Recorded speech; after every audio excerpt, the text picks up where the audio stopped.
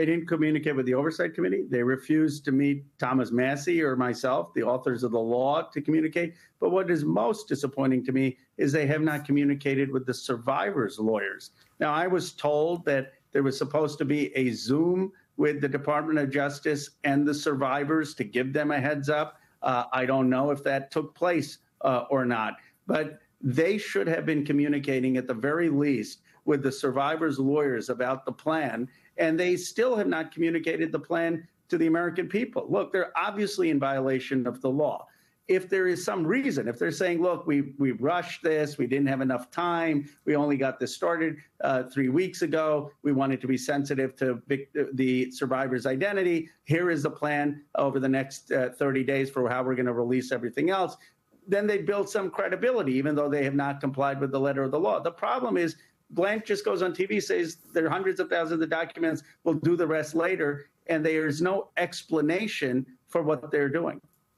So the survivors themselves have illuminated the problem in their view with that approach. Some of what is in the files are their 302s, their interviews with the FBI.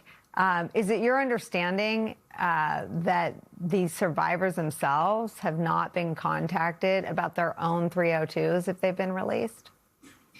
To my knowledge, some of the survivors have not been contacted, survivors' lawyers. Now, I don't know if they have contacted some of the survivors. As you know, there were over 1,000 survivors in this case. I certainly haven't talked to all of them.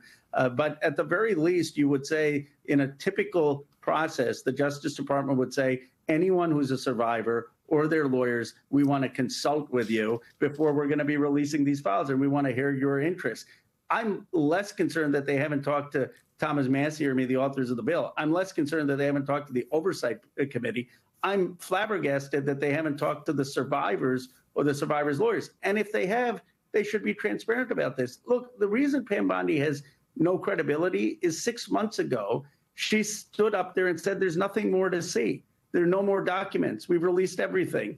And now, 6 months later, her deputy is going on TV saying we're releasing hundreds of thousands of more documents. And by the way, there are more documents we will be releasing. Well, what changed? Did she lie back then?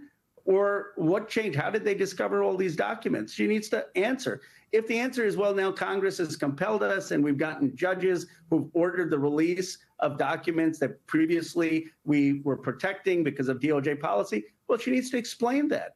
But what's mind-boggling to me is she's not taken a press conference. She hasn't explained anything. And this is just eroding trust. And Massie and I have never made this against Trump or against the DOJ. We literally have spent hours with the survivors. We just want to see justice. We want to see transparency. I'm less hung up if everything's going to come out today. I just want it all to come out, and I want them to be heard. That's really what I want to see happen. And it's disappointing to me that that's not the goal of everyone in this process.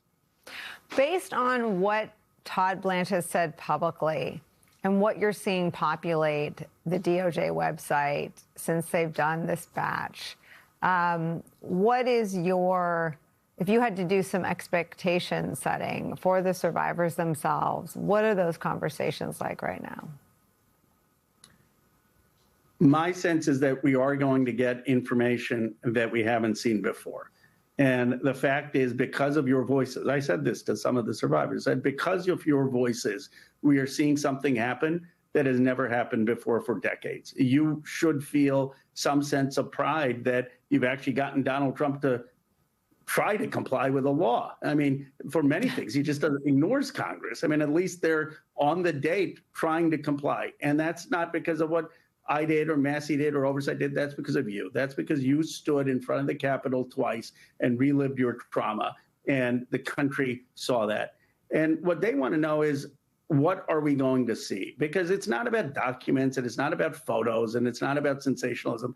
If you talk to the survivors, they know that some of these people are still in very prominent positions and they either engaged in rape or they were at these parties and they saw young people, young girls there and didn't say anything. And they want those folks to be exposed, to face the moral consequences and in some cases justice. And what they want to know is, are those things going to come out there? Is the draft indictment, which has some of that information, going to be out there? Are the interview memorandum going to be out there? Are the men who engaged in this